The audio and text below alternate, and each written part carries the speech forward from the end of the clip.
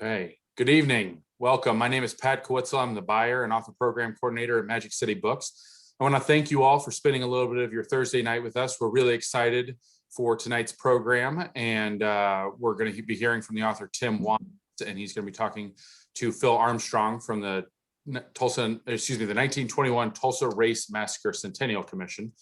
And before we get to the program, I just want to mention a couple of things that we have coming up.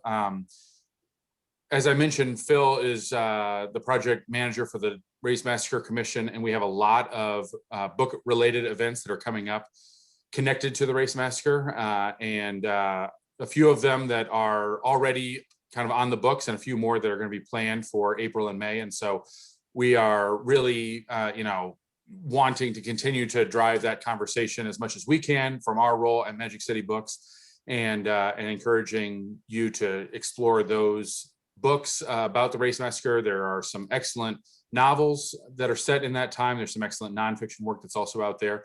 One of the most important books about the Race Massacre was a book written by Mary Jones Parrish. And that book has long been out of print, but it is coming back into print in May. And so we have, that's an opportunity. If you go to magiccitybooks.com, you can pre-order some of those books that are coming out about the Race Massacre. Also, Scott Ellsworth, a scholar from the University of Michigan and a Tulsa native, who wrote a very kind of one of the first pieces of scholarship that was published in a book form, at least, about the Race Massacre, called Death in a Promised Land. And this came out in the early 1980s. And for a lot of people, that was their first entry point to learning a little bit more about the Race Massacre. And so Scott has a brand new book that'll be coming out in May, and we're in talks to be able to get an event going with him. And so a virtual event going that way.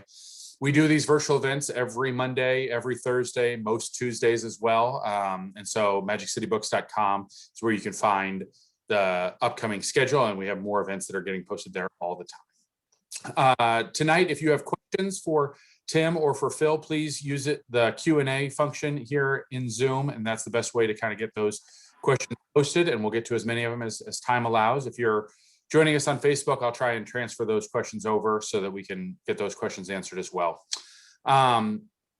Tonight, we are really excited to be welcoming our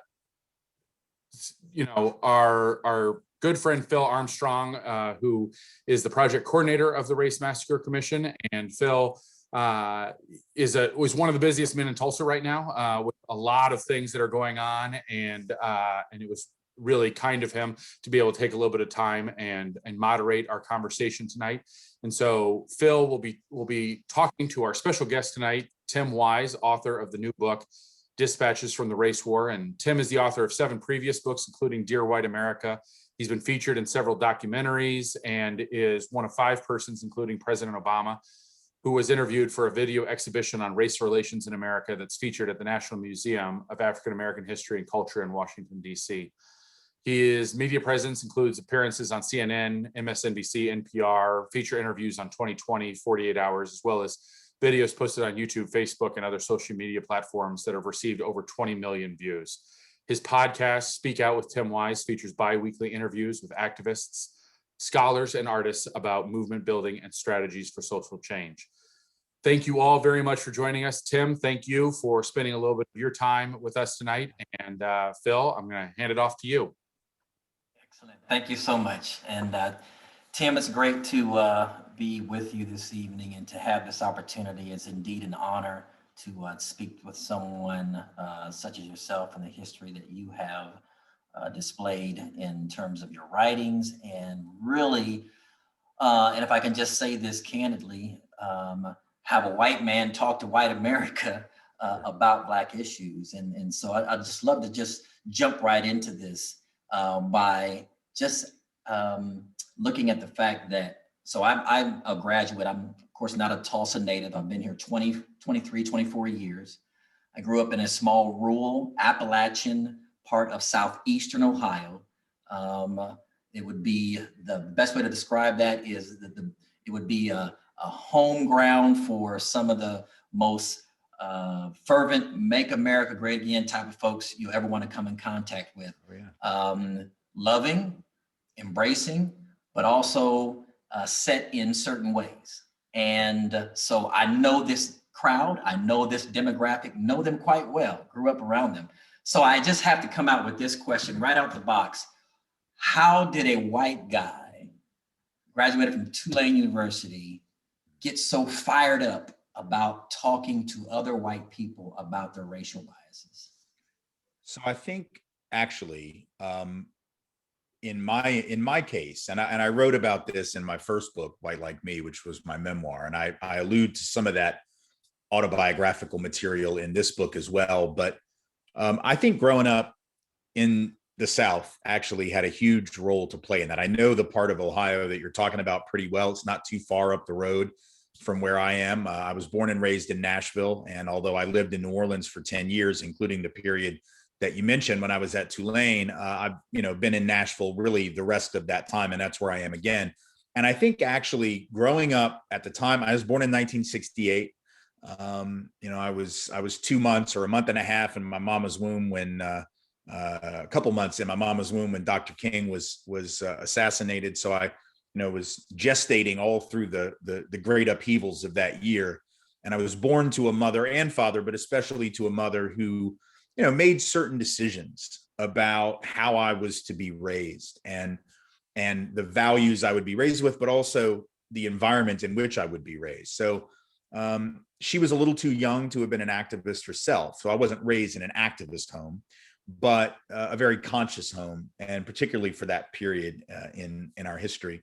And so my mom made the decision to send me to preschool at Tennessee State University, historically Black college, just a few minutes from where I live now. And I was one of like 3 white kids in a early childhood ed class who weren't Black. Basically all the other kids were Black kids. They were either the children of grad students or the children of faculty, or just like kids from the neighborhood around the school. And that meant that my earliest peer group were Black kids. And I was being socialized in a non-dominant space where I was not the norm, which I think mattered.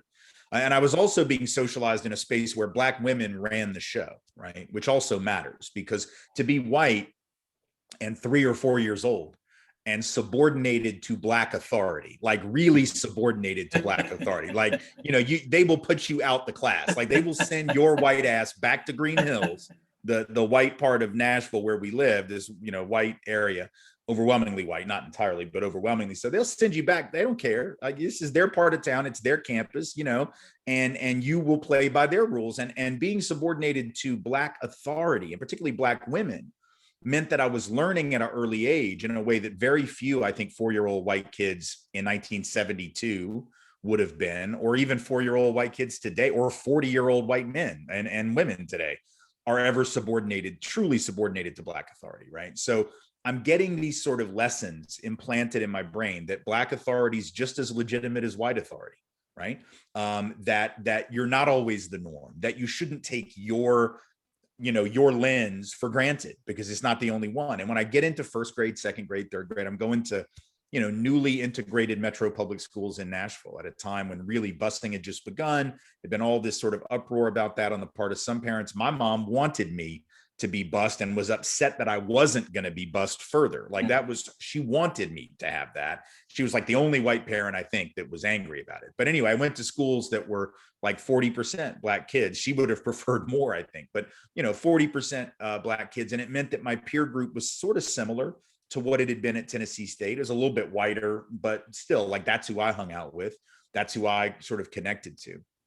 And that was true for the first 6 or 7 years of school. So I was seeing the way that those kids were treated, right? I could see that they were being treated differently by teachers. I could see that they were being tracked into lower track classes. Now, these were my friends. If I'm the other white kids in the room, I'm not noticing that, right? Because like white kids on that side of the room, Black kids on this side doing different stuff, like that doesn't, even if I'm another white person, that doesn't strike me as odd. But for me, having been at TSU in preschool, I'm like, why are my friends over there, right? And the people who I sort of identify with over there, and I'm over here with these white people I don't know. Like, it didn't make sense. And then when they're getting sent to the principal's office and we're all acting up, breaking the rules, I don't know what it is. It's not like I went home the first week of first grade when I'm 6 and I'm like, Mom, you were not going to believe the institutional white supremacy at Burton School. Like, you know, I wasn't that smart, right? But at least I knew something was going on. And years later, I was able to sort of draw on that to realize the way my life had been racialized. And then when I go to New Orleans for college, a lot of stuff happens in between. But when I go there, and Tulane was the whitest place I'd ever been. I mean, New Orleans, a black city, demographically and culturally and historically, but Tulane's very, very white, plantation in the middle of a black city. And when I'm there, I am being confronted regularly with the privilege that I'd never really quite addressed. Like, I knew what anti-black racism looked like, okay, because I'd seen that. And I could see that all around in New Orleans. But now I'm having to actually be confronted with the privilege side, which is different, right? And so that, and I had amazing mentors in New Orleans, folks at the People's Institute for Survival and Beyond, Ron Chisholm, Barbara Major, you know, among others. And those folks really helped to guide me on the path to where I would be able to speak about these issues with some level of not just authority, but humility and accuracy to challenge other white folks who maybe didn't have the good fortune of having a mom that put them in a situation where they could learn those things. That was experiential learning. You know, it was me being on a baseball team where I was one of only a couple of white kids, and we'd go out to play a scrimmage in 1980, 25, 30 minutes up the road from Nashville, and the white kids that we're about to play against won't play us because they view it as a black team and they don't want to play us. And they surround the car as we're trying to leave. And they're, you know, calling the black kids the N-word. They're calling the white kids N-word lovers. They're calling the coach an N-word lover. Like, it's seeing that, right? It's being in the middle of that. No one's telling me about that. I'm not reading about that. I'm in the car, right? And I'm experiencing the terror, not at the same way that my black friends are, but I'm in that, like, these white people are telling me there's a line and you are not on our side of it anymore. And so once you're told that at 11, you say, well, then I don't want to be on your side of the line. If that's what the white side of the line looks like, then I think I'm going to stay over here. Thank you very much. You know, powerful. You know, the reference you give to strong black mothers or strong black females, and then the influence that your mother had. So it's funny, our backgrounds are similar, but just the opposite perspective. So, you know, my mother being aware of the fact that I have a young black son and a daughter, I have an older sister, but we are in this all Appalachian town, this countryside of Ohio, beautiful, wonderful southeastern side of Ohio. But I need to make sure as he goes to these classes and he's one of only one or two black kids surrounded by whites, that he understands, you know, there is a strong aspect of your history that you need to be aware of so that you don't grow up thinking that you have the white mentality, but you're a young man, a black man. And so she was very, very intentional in making sure that I knew how to, as the word says, code speak, that, you know, I learned how to operate in that world and be successful in that, but also maintain my blackness and who I am and be proud of it and very proud of who I am. It was powerful. It was very powerful. I really, really enjoyed listening to you describe that, and it really makes a lot of sense to where you are today. You know, so, you know, we are in Tulsa at a very pivotal historical time. Race relations, 100 years later of the massacre, the Centennial Commission and our projects and what we're doing to build a history center. One of our prevailing quotes that has kind of driven me, and we're actually going to use it in the History Center in a pivotal way, but it's by James Baldwin. And I wanted you to react to this. I love quotes. I love powerful quotes. I memorize the ones that kind of are guiding things in my life. James Baldwin said this: "Not everything that is faced can be changed, but nothing can be changed until it is faced." Yeah. Here we are 100 years later. We're still dealing with a divided country, a divided society. What we saw on January the 6th, that angst, that anger, that rush in to take over and destroy, is the exact same spirit that some of our ancestors saw 100 years ago in Greenwood on May 31st, 1921. Yep. We still haven't faced this. No. When you hear that, a quote like that, and think about 100 years ago and then today where we are, Right.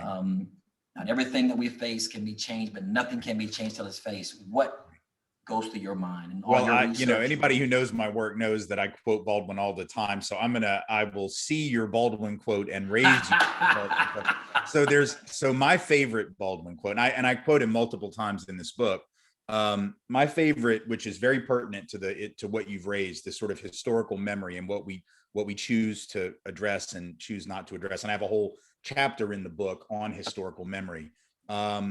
There's a quote, I don't know if this one's in the book or not. It's in one of my books though.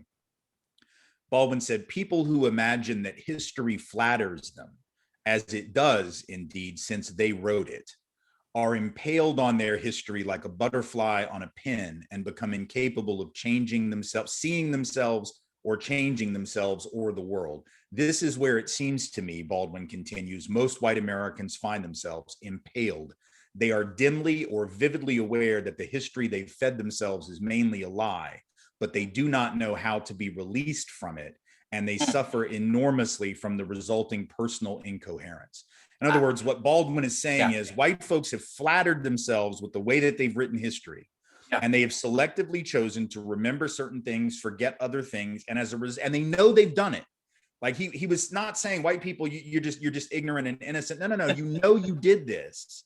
You did this deliberately. And we just saw this absurd 1776 commission that Trump tried to put together at the very end of his presidency, where he had no historians involved in this process at all. They were like professors of government at obscure third-rate colleges that have never done any historical excavation of these issues. And one, like well-known Islamophobic former disgraced law professor from Vanderbilt University here in Nashville, who put together this tragic document with not a single footnote, not a single reference to a historian's work, that basically says America's the greatest place ever conceived by God. Slavery was a necessary evil. It really wasn't that bad. Oh, and by the way, the real problem is, identity politics. Like it's the most ridiculous document. But when Baldwin says, "This is what y'all do," Yes. This is what you do. Yes. You do this selective history as almost like a religious sacrament, and then you wonder why we never get past this problem. And so, as you very well pointed out, January 6th is, it's always fascinated me ever since Trump won. It seems like every new horror, there will be nice white liberals who say, "Gosh, this is just not my America. This is not the America I know. My God, this is not my country. This is not who we are." And Black and brown folks are like, "What? Yes, where are you from? Like, what America do you know?" Because this is like the America that we know from Tulsa. Yeah. It's the America that we know from East St. Louis, where they had a racial pogrom in 1917 there that was very similar in size and scope to what happened in Greenwood. Maybe not in terms of size, but they literally killed 132 people. They were smashing children's heads against rocks, killing children because Black people were coming to East St. Louis to get jobs, during the Great Migration. This is all part of what Carol Anderson, brilliant scholar at Emory, calls white rage, right? Her argument in her book being every time that Black folks, and I think you can make this argument about folks of color generally, but especially Black folks, either make progress or are seen as making moves, right? Even if the moves are not as big as they're perceived to be. Like the election of Obama didn't really liberate Black people, right? But it's symbolically very important.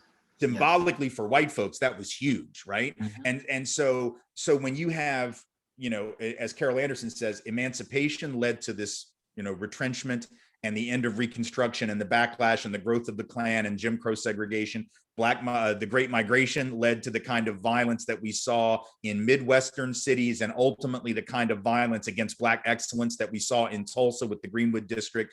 Then you have, the end of segregation leads to the resurgence of another Klan and the backlash against civil rights, and then the backlash against affirmative action, and then the Tea Party backlash against Obama that then leads to Trumpism. Like all of this, there's nothing about this that would be shocking to anyone that knew American history. But in order to know American history, you need to be apparently from another country where they study it, right? Because people elsewhere know our history better than we know it, And yet we know, like I remember going to school, I learned all kinds of stuff about Hitler and the Holocaust of European Jewry. Now I'm Jewish, I get it. It's an important lesson, okay? But it is weird to me that American school children know more about what was done to folks 80 years ago, half a world away, right? Than they know about what was done to Black people, not just during enslavement, but during this last finished century, right? And what was done to indigenous people, right? And the fact that we had a museum, you know, a Holocaust museum, which is we should have. It's fine. It's an important, again, important thing. But to have a Holocaust museum in DC like 20 years before we had a museum of African American history and culture is weird to me. Like, how does that work? And I say that as someone who's Jewish and understands the universal lesson of anti-Semitism and that history, but it's bizarre, except it's not, because the reason it's not bizarre is it's in keeping with what Baldwin was saying, which is we learn the history of these folks over here and these folks over here, and we can always point at other countries and say, my God, look at what they're doing. And then forget Greenwood and forget Sand Creek Massacre and forget, you know, all of these other things, forget East St. Louis, forget all the pogroms, yes, right, that against Black and brown peoples that animated most of our history. But we know about Treblinka, you know, and we know about Auschwitz, right? And we know yes, about the Gulag in the Soviet Union, you know, and we learn about that, but we don't learn about this stuff that's right around us. And I remember the first time I ever met anybody from Tulsa, a friend of mine who grew up there, and he said, and I assume he was telling the truth, I have no reason to doubt him. He grew up, he's a little bit younger than me, so I'm 52, he's probably late 40s now, grew up there, and he would have probably graduated high school in the late 80s. And he said that in the mid 80s, he was doing like a research paper on Greenwood. Now, you know, they weren't talking about this in 85, 86, 87 to any real extent. First time I ever came into Tulsa was 86, and nobody said anything. I didn't hear anything about it. This kid grew up there. He wanted to research it. Went to the library, looked it up, and they had cut out on the microfilm all the stories, right? Had been like a razor blade. All the stories about it had been excised from the Tulsa newspapers. So he couldn't even find, you know, firsthand accounts, even as flawed as they probably would have been, right? He couldn't even find that because it had just been like, no, let's just razor blade it out, right? That's, I mean, that was done really clumsily perhaps in that instance, but in a way that's a metaphor for what we do as a whole country. We just razor blade out the ugly parts and, you know, ignore it. That's Tulsa Tribune is what, because Tulsa Tribune is what led to really the way they depicted the elevator incident is really what led to that striking of the match that lit everything ablaze for 1921 and cutting that out. History, education-wise, so had it not been for me I went to Central State University, historically Black college in Wilberforce, Ohio. Wilberforce is where the first Black college was created, Wilberforce University, 1855. But I was a sophomore. I moved here in 1997. 1991, I'm a sophomore at Central State University, never been to Tulsa, Oklahoma, didn't know anybody except my best friend that was there, that was from there, and we came to school together. My college professor spent an entire semester talking about the historic Black towns of Oklahoma, talking about Boley and Greenwood, talking about the 1921 race riot, as they called it back then. In a semester, I moved here in 1997 from Ohio and literally am shocked that, wow, the only celebration in the history that you all really celebrate is Juneteenth and do a 3-day music festival. It was shocking how much I knew more about what happened here than the people who actually lived and grew up here. So it's just incredible. And I want to get into a couple of passages from your book. And by the way, incredible. And just, there's so many, I've got tabs and things written there. I just want to ask you about a couple of things here. Page 25, I want to read this as we talk about 2020 and communities of color and the aftermath of George Floyd. You write, it's written here, more recently, shoot or hold fire. I love that. Shoot or hold fire studies have determined that when shown videos of Blacks and whites engaged in ambiguous activities, participants are quicker to shoot unarmed Blacks and to hold fire on whites, even when the latter are armed and dangerous. As a Black man, I have had conversations about, go on YouTube, watch video over video of white officers that if it's a white person, they can have guns, I've seen some machetes coming after them and they never shoot them. They very rarely tase them. What you bring out just in that paragraph, it's like you could hear Black America stand up and say, yes, somebody finally sees that. We had a case here. What do you want to talk about on that? We had a case here in Nashville this week of a guy who got into an argument with a neighbor, I guess, and wasn't wearing a mask or something. And, it was a COVID related argument. And the cops came out and the guy, attacked the cops with 2 baseball bats. They didn't shoot him. This is, very common. I mean, there was a story, I think I referenced it maybe in one of the essays in the book. Several years ago in Dearborn, Michigan, there were 2 white guys. They videotaped this whole thing. I don't know if they did Facebook Live with it or what, but they videotaped the encounter of them. They got stopped for speeding or something, not a real big deal, but they got stopped for speeding and they didn't want to roll the window down because they were just these defiant militia type guys. They're strapped to the gills with guns. And the cop's trying to talk to him. He won't show his ID or anything. He just, he's just like, he doesn't want to talk to the guy, rolls the window down, says, I don't have to talk to you, blah, blah, blah, blah. Gets a ticket or whatever. He and his buddy go to the station. This is in Dearborn. Now, remember, Dearborn, Michigan, largest Arab population outside of the so-called Arab world. This is an important context for what I'm about to say. And of course, Dearborn is right next to Detroit, overwhelmingly Black city. Dearborn's also a city that for years was run by a mayor from like the 40s to the 70s, was a vicious racist. So they kept Black people out of Dearborn very, very consciously. These 2 white guys go to the station. They have their guns, like they got like semi-automatic weapons on them. They walk into the station with these weapons and the cops are like, they pull the weapons on them. They point the gun at these 2 white guys. They're like, drop your weapon, drop your weapon. And they're like, no, we have a right to have these weapons. This goes on for 7 minutes. This video is still available. Last time I checked on YouTube, 7 minutes. These cops are yelling at these dudes to drop their weapons and they just refuse. And they're still breathing. They're still breathing. Now, if those had been Arab folk from Dearborn, especially Arab Muslims, obviously, I don't think that would have been the case. If they'd been Black folk who came in with, semi-automatic weapons, my guess is it would have been different. That's not to say that white people don't get killed by police, because of course a lot do.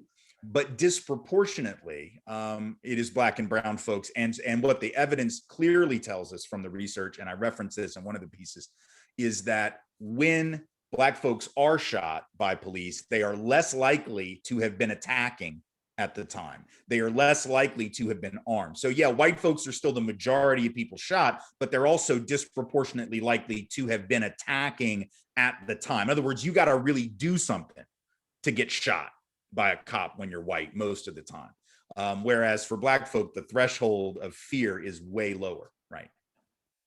While we're there, just real quick, and I want to go to a couple more places that I want to read from your book, but while you're there, so speak to the people who say, when we talk about these and bring these issues out, the ones that will stand and say, yeah, but you don't say anything about all the Black on Black crime in Chicago. Well, there's an essay actually specifically about Chicago in the book, responding to that whole line of argument. First of all, Black folks in Chicago talk about crime in Chicago all the time. I mean, if white folks don't know that, it's because they're not paying attention. Read the Black press in Chicago. And what are they talking about? They're not just talking about white people. My God, are you kidding? You have gang interrupters, violence interrupters. You've got Black churches that are at the forefront of the attempt to reduce the crime rate in Chicago. You got, who's at the forefront of that attempt? This is why they don't want to talk about it. The people that are actually leading the charge to deal with crime in Chicago in Black communities are people like Jeremiah Wright, right? Are people like Louis Farrakhan. And they're not going to say anything good about either of those men, or Father Fleischer, who's a white Catholic priest, but active in the same work. Those guys all talk about what they call Black, what some people refer to as Black on Black crime, which is a racist term because we don't say white on white crime. Right. Now, there are 4 times more, numerically, 4 times more white on white crimes every year than there are black on black. So if black on black crime is a term we need to use, then we need to say white on white, and we don't, because when they say black on black crime, they're not really talking, they're not concerned about who the perp or the victim is. They just want to make sure that we remember it's black crime. That's the only reason they say it, because it's about priming the fear of black people. So Frazier and Jeremiah Wright and Louis Farrakhan and the people in the Nation of Islam, regardless of what you think of the nation, regardless of any of that, they do that anti-crime work, right? But they also critique white supremacy. And that's why the folks that want that, they don't want any part of that. They just want you to bash black people. So if y'all would just talk about all the evil that black people do, then we'd be okay with you. But if you also talk about the evil white people do systemically and structurally, we don't want anything to do with that. So it's a false narrative to say that people don't talk about it. They talk about it all the time. They're trying to do stuff about it. And by the way, the crime rate in Chicago now this year has been bad for a lot of places. There's been an uptick because we're in the middle of a pandemic and the economy is in the crapper. I mean, that's what happens, right? When the economy collapses, crime goes up. Every criminologist, every sociologist knows that. And it's a relationship that's been proven in 32 different countries. So naturally, there's been an uptick in crime in places like Chicago this year. But other than this last COVID year of 2020, crime before that in Chicago was down by almost half since the early 1990s. So even before COVID, when all these folks were saying, well, what about Chicago? And what about black on black crime? And people are killing each other all the time. Yeah, there's too much crime. No one's going to deny that. But compared to what it was when some of these critics were teenagers and young adults, no. In the early 90s, things were far worse. In 91, 92, 93, 94, violent crime was a far bigger problem in this country than it is now. And so we need to realize that crime actually dropped throughout this period, and it dropped in big cities and small towns and suburban areas. There's been an uptick lately, but that is because of the socioeconomic variables related to COVID. There's no reason to think that that can't come back down, but it's not going to come down because white reactionaries and Trump people lecture black people. You know, Donald Trump talks about Chicago. Donald Trump doesn't know anything about Chicago other than the building with his name on it where R. Kelly lives, right? R. Kelly living in Trump building, totally unironically, I should point out, my right? goodness. Like, that's the only part of Chicago. Do you think Donald Trump even knows the neighborhoods in Chicago where the crimes? He couldn't find them if you gave him a map and directions, right? But people want to say, you know, black on black crime because it's a way to avoid dealing with the fact that, you know, the state and the agents of the state with uniforms, guns, and badges are being given permission to kill. When black folks kill black folks go to jail. When cops kill black folks, whether they're white or black, they usually don't. That's the other difference, right? If individuals kill individuals, they typically are held accountable. Very rarely does that happen for police because we give them a free pass in the name of law and order and, you know, thin blue line and blah, blah, blah, and few bad apples and all this other nonsense that we say, rather than looking at the systemic issue in policing. Wow. Powerful. I want, for those that are watching and listening, I want to read a few more passages from Mr. Wise's book, Dispatches from the Race War, page 232. This, as I was reading, this really struck out to me. I want you to, you know, just continue to comment on this passage here. But while the pain we have caused is undoubtedly not unique by any method of accounting, there is something different and worse about the United States than other places where inequity and iniquity have been practiced. I love that. You kind of expound on that some more. Well, thank you very much. That's in the historical memory section. The point I was making right before that paragraph is, you know, yeah, we're not the only nation to have had horrific injustice.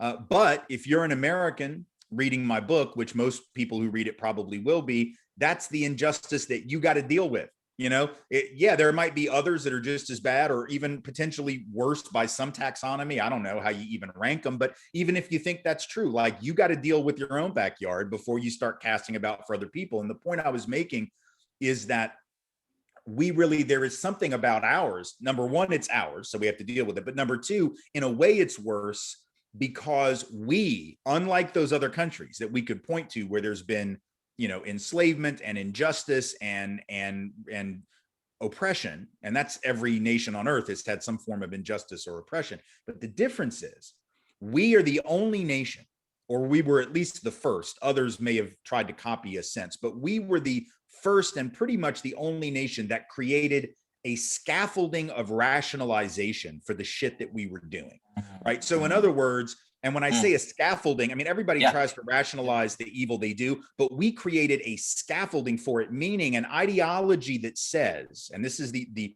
fundamental secular gospel of America. It is Genesis 1:1 in the Bible, known as Americanism, is the idea that anybody can make it in America, right?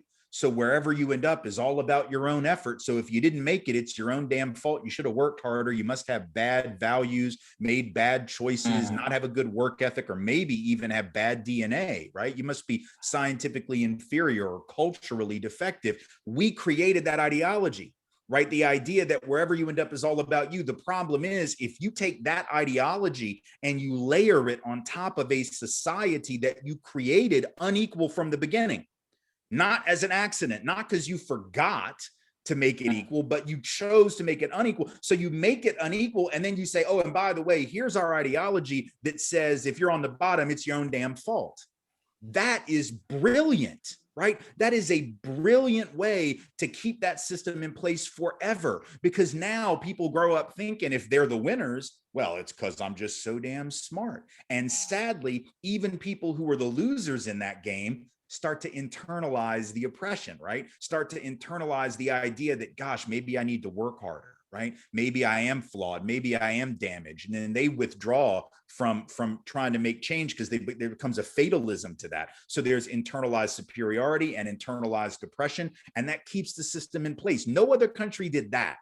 Like back in the day, like the old feudal systems of Europe that white people come from, right? Those were systems where there was no like rationalizing it. Nobody said, oh, if you work real hard, you could be the king. No, fool, you're not related to the king. You're not going to be the king. You're not going to run shit. You're going to be a peasant, man. That's your lot forever. And your children are going to be peasants, and their children are going to be peasants. So if you grew up in that system, you knew the only chance you had was to cut some folks' heads off. Like you just had to have a revolution, storm the palace, take their shit, cut off their head in the guillotine, and move on, right? But in this country, we were like, well, maybe if I work 80 hours a week, right? Maybe if I get 3 degrees, I'll get a good job. Maybe if I just had better values, if I just worked harder, right? And so that's a genius, evil way to keep the system in place. And that makes our system, even if it's not quantitatively, let's say, equal to some other system that you might, somebody might say, oh, Stalinism was worse, killed, 15 million people. Nazism was worse, millions of people. But putting aside body counts, which frankly, we've got a pretty big ass body count too, when you think of indigenous people, but putting that aside, like just the longevity of our system, right? Nazism lasts for a very short period of time because we went to war against it. Our ideology is like foolproof. Nobody goes to war against it. Everybody thinks, wow, that's a really genius thing. And other countries try to, sort of adopt it or adapt to it as well. And so I think that's what makes our system sort of philosophically, ideologically worse than even some of the others, because it has this self-justificatory mechanism embedded in it that's very, very hard to dismantle. Okay. Then let me be the devil's advocate. If that's the case, Mr. Wise, why is everyone trying to do whatever they can to get to this country? Well, because we're the richest country on earth. And that's in part because we have used and taken the resources of much of the rest of the world. So, if you think about, for instance, Salvadoran refugees who started coming here in the 1980s, we talk a lot about MS-13 and we talk about, Salvadoran gang members and all that stuff. But the Salvadoran folks who started coming here in the 80s, you think they were coming here because they loved the United States? No, the United States was waging war on their country. The United States was literally funding death squad governments who were killing their people, but they knew that the opportunity would be north into the United States. So even the people that you're abusing know they can't stay there, because if they stay there, they're going to get bombed or they're going to get killed by death squads. And so they're going to go where opportunity is. If you have a nation that has use the resources of Africa, use the resources of Asia, use the resources of the so-called Middle East, use the resources of Latin America, and as a result has become quite a bit wealthier. Or if you live in Mexico, and so for instance, when the United States passed NAFTA in 1994, the North American Free Trade Agreement, one of the things it did was it opened up Mexican agricultural markets for American farmers to send their produce into Mexico. There used to be barriers to that. Now the border was open, so American farmers could send, fruits and vegetables and other produce down to Mexico. As a result of that, our farmers flooded the market because they could. That drove down the price that Mexican farmers could get for their produce, because you flood the market. Now you can't get as much for what you make. As a result, Mexican farm workers found themselves out of work. They couldn't make a living on the farm. So they had to move to the cities, first the cities in Mexico, but then there was a glut of labor, which meant they couldn't find work. So they had to keep moving north. So naturally, it's not that they're coming because they're trying to flatter us. It's not that they're coming because they're saying, we love you so much. It's literally the only game in town. If the United States and our trade agreement have helped wreck your economy, your agricultural economy, because it maybe benefited their manufacturing industries, but it hurt their agricultural sector, then ag workers are going to move where the jobs are. This is what people do. My great-grandfather, when he came from Russia, didn't come here because he necessarily loved the United States. He just had to get the hell out of Russia. My other ancestors who left England didn't do it because they necessarily were like, oh, let me go to the colonies where, I don't even know what the hell that means. I might die. But it was like, I can't stay here. My family got run out of Scotland after a war in 1641, after the Battle of Culloden. They had to keep moving. And finally, they ended up 100 years later in the United States. It wasn't because they were like, gosh, I've heard such great things about, it was just like, you don't have to go home, but you can't stay here, right? Is what they told all those people. And so, but we take it as flattery. We take it as flattery, and it's not. It's desperation. Desperate people do desperate things, and that means nobody crosses a border for fun. Nobody picks up all their stuff and says, "Well, I'm gonna leave everything I know behind and go somewhere else just because they got nothing better to do." Nor do they do it just because it's exciting. They do it because they don't feel they have any choice. And in some cases, the choices they don't have because our policies have made those choices non-existent, including policies like NAFTA and other trade agreements. For those that may have just joined us, we're talking with American author Tim Wise, and talking a little bit just about various topics, but more so from his latest book, Dispatches from the Race War. Dispatches from the Race War, powerful book. And I'm just going through some of the passages that stood out for me and getting to hear him expound on them. Want to talk about the bullying pulpit and the start of that on page 45, talking about white privilege. You say here, isn't it about white privilege? Isn't it about having better opportunities, jobs, money, or other material items relative to people of color? Instead, white privilege is as simple as knowing that, generally speaking, if you're white, you'll be perceived as competent and hardworking until proven otherwise. We here, and I want to, before you jump in, so I have seen, I've been here, I said earlier, 24 years. Here in Tulsa, I have seen a sudden shift in the last, and really it's been for the last 4 years, or the previous administration, where back in 2016, you would have more people, white citizens, that say, man, white privilege, that's just something that the left wing just came up with, and this is just crazy. 4 years now, I have more white friends that are coming to me and saying, man, I get it now. I get what you guys are trying to tell me, that, I'm where I am because I've been privileged. What is it, just post-Trump, or is it the era of Trump? What is it that's really almost making a lot of white citizens wake up and finally accept what they've kind of been pushing back all these years? Well, the Trump era clarified that for some people, sure. It even clarified it for some of the Trump super fans that were there on the 6th. I don't know if you heard about the guy that was caught with all the explosives and guns and ammo in his car.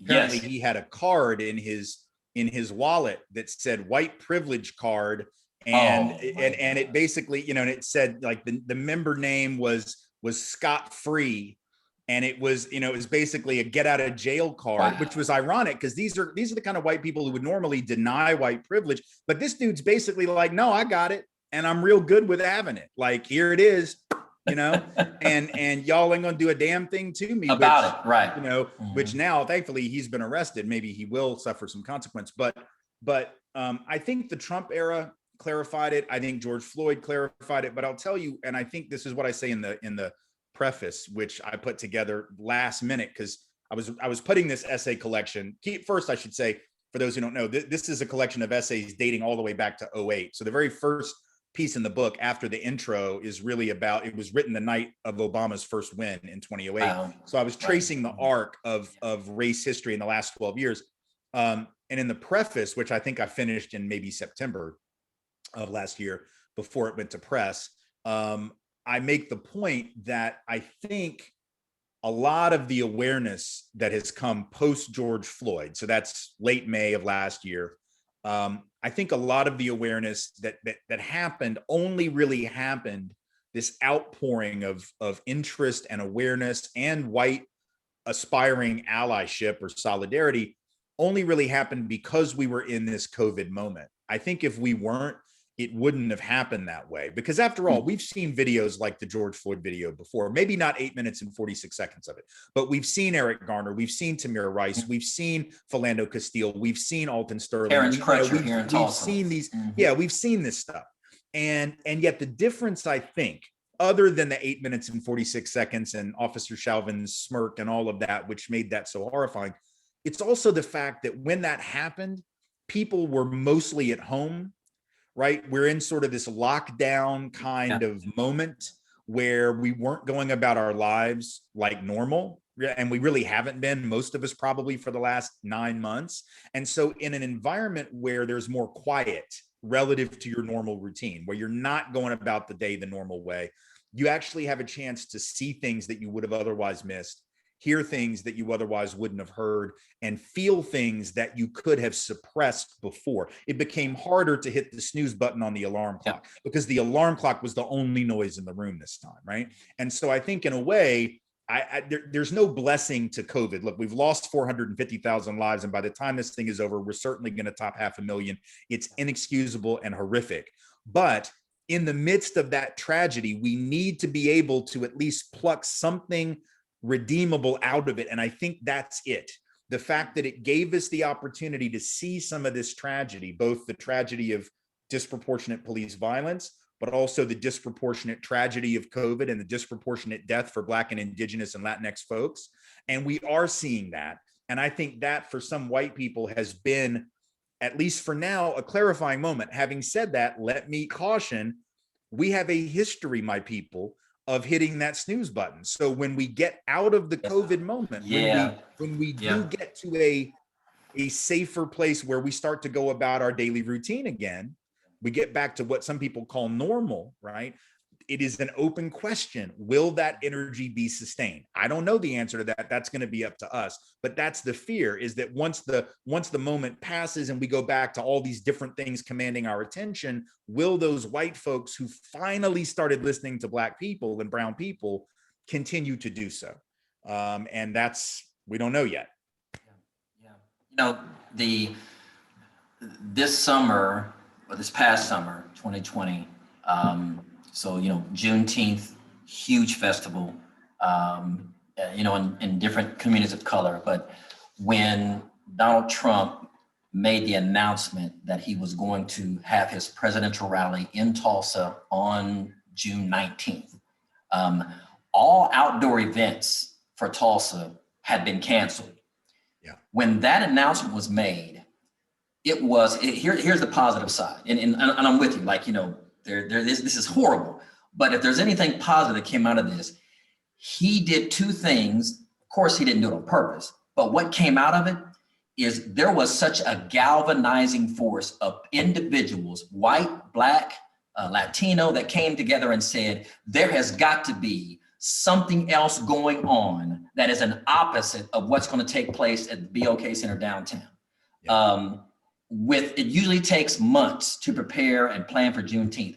Inside a week and a half, they planned a Juneteenth just to say there's got to be something else going on to give an opposing view. So it literally brought people together to say, people that would have been divisive and who's getting this money and who's getting this recognition, said, listen, we're all coming together and we got to put something together before he comes to town. It had a motivating factor like never before that I've never seen ever in Tulsa Juneteenth. And then the second thing that came out of that same era is white citizens who had never, they probably heard of Juneteenth, but played it off. But for the first time, they thought about, wow, okay, there's July 4th, but I really didn't realize that Black people celebrate a whole different thing of freedom on June 19th. And it's called Juneteenth. And it really did bring an awareness to that and what its significance was for Black citizens like never before.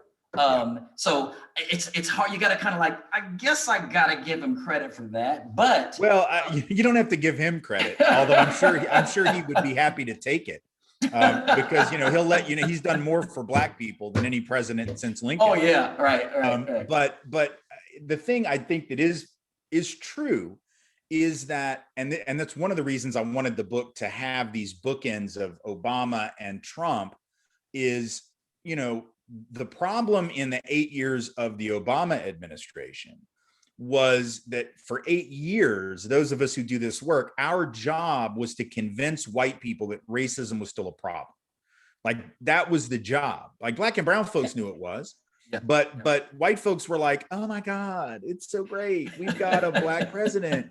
And I joke in the book, but it's not a made up story. It's a completely true story. In the very first section, or in the intro, I'm talking about, when Obama won in 2008, I remember I was in the Detroit airport the next day and there were white people, women that were running up to Black women that they did not know. I mean, these were not their friends. These were, these were Black women they did not know at the gate and just hugging them. Just like, isn't it great that Obama, they don't, like, I don't know this woman, but it's just, isn't it great? Let me give you a hug. And these Black women are like, who are you?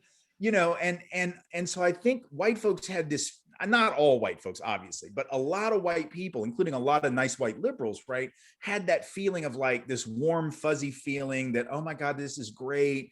And now we don't have to talk about that anymore. There were also, of course, reactionary conservative white people who said that for very cynical reasons. So you had Rudy Giuliani and William Bennett and John Bolton and a lot of people on Fox that night in 2008 that said, well, now at least we can put to bed the idea that racism is a problem, because obviously if it was, a Black person could never become president. But look, Benazir Bhutto became the head of Pakistan. I don't think anyone would say that Pakistan has destroyed patriarchy, but this woman became the head of state. Margaret Thatcher became a head of state. Indira Gandhi became the head of state. Golda Meir became a head of state. In none of those nations has sexism been eradicated. So it was always absurd to think that Obama's victory meant that racism was gone, but a lot of white people clung to that. So for 8 years, it was like, no, really.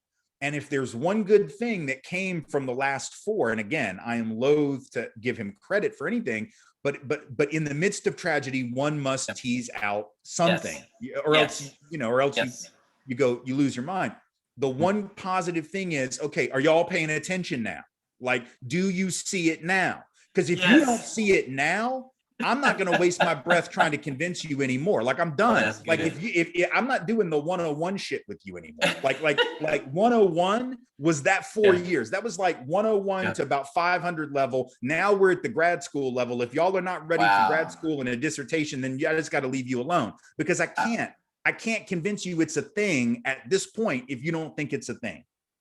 Right. And I think that Trump did, at least by virtue of his lack of finesse around this. Like, other politicians for 40 years on the right had learned how to dog whistle in a much more subtle way.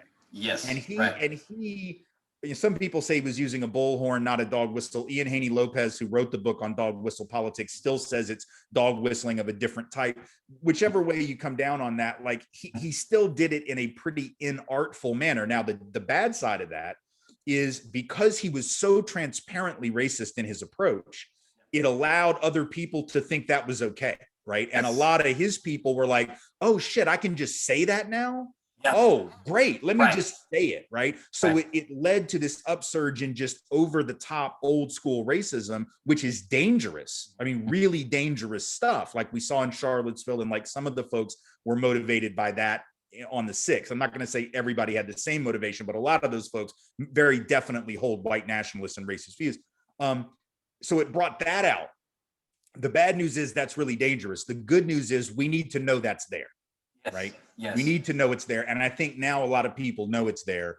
And that's the lesson. So for that, we don't have to be thankful for Donald Trump. It still would have been better for the world and the country if he had not become president. But hey, it happened. So let's make something out of it. That's the lemonade we're going to make out of these lemons, I guess. Right, right. I wish I could remember and credit, I think it's a minister that made this quote that I'm about to, that said this, and it's a quote, the minister in Atlanta a few years ago, and he said, prior to Donald Trump's election, and he said, what a leader does in moderation, the followers will do in excess. And that was him. What a leader does in moderation, the followers will do in excess, and that applies to him definitely. Sure. In the last couple of minutes before we turn it back over to Magic City Books, ladies and gentlemen, Mr. Tim Wise, Dispatches from the Race War. I know we started out with this before we went live, and I just got to say this and read this and get your reaction off of it and with me and the audience here. From the first page, I opened it up when I started reading, and it just jumped out at me. Mr. Cornel West says of praise for Tim Wise. Tim Wise is a vanilla brother in the tradition of John Brown. When you saw that he said that about you in your book, what came to mind? Well, it was very, very kind of him to say. I hope he doesn't want me to end up in the tradition of John Brown, which is to say executed by the state. It's sort of a, it's a problematic analogy if you follow it to its logical conclusion. Right. I jokingly said at the time, I think the reason he said it was because at the time I was getting blurbs from him and from Michael Eric Dyson, and they were in the middle of some beef. Right. And so I said, well, I think he's just trying to make sure his blurb is better than Mike's, and then Mike's going to try to outdo him. But really, it was just very, very kind. I'm very, very lucky to count Cornel West and Dyson and Angela Davis and some of the other folks, Michelle Alexander, who's blurbed some of my work in the past, and others as friends and mentors and colleagues and people that I learned from. I think the lesson of that, and the thing that heartens me about those kind of quotes, it's not that these people are praising me, because that's not really what it's about, but it's about the fact that that these are people who have taught me so much. And so when you have someone that you've learned from, right, who says nice things about your work, it's obviously it's a nice thing, right? I mean, it's a good feeling to know that the people who you respect so much and from whom you have learned so much and to whom you owe so much credit for whatever knowledge you have, come back and say, oh, good job. I mean, it means a lot. And I've always, going back to my earliest days, as I mentioned, at Tennessee State in preschool, most of my teachers and most of my mentors have been Black folks and other folks of color, but especially Black folks. And I think it's always important to hold up their work. It's why, in the book, I reference so many Black and brown scholars because I want to make sure that even as people are reading my words, as I hope they will, obviously, that they understand there's a source of wisdom that is well beyond my own, and they need to be tapped into that as well. So yes, by all means, read my book, but you read James Baldwin, read Angela Davis, read Carol Anderson's book, White Rage, read Isabel Wilkerson's book, Caste, which came out this year. It's a brilliant book. Read Ajoma Oluo's book, Mediocre, brilliant book, just came out. So many amazing scholars and thinkers of color that I'm just glad to even be in the conversation with them. And if they say nice things about me, it's as we say in New Orleans, where I went to college, that's lagniappe. That's a little something extra. It's not owed. It's a gift, and I accept it as humbly as I can. Well, this has been a gift for me. I thank Magic City Books for arranging this and for allowing me to be moderator. This has been one of those checks off of off of my bucket list. This has been an honor to have this conversation with you. Ladies and gentlemen, Mr. Tim Wise and Dispatches from the Race War. Please go and pick up a copy and read it from cover to cover. This has been an outstanding conversation and hope to do it again someday soon. Thank you to Magic City Books. Thanks.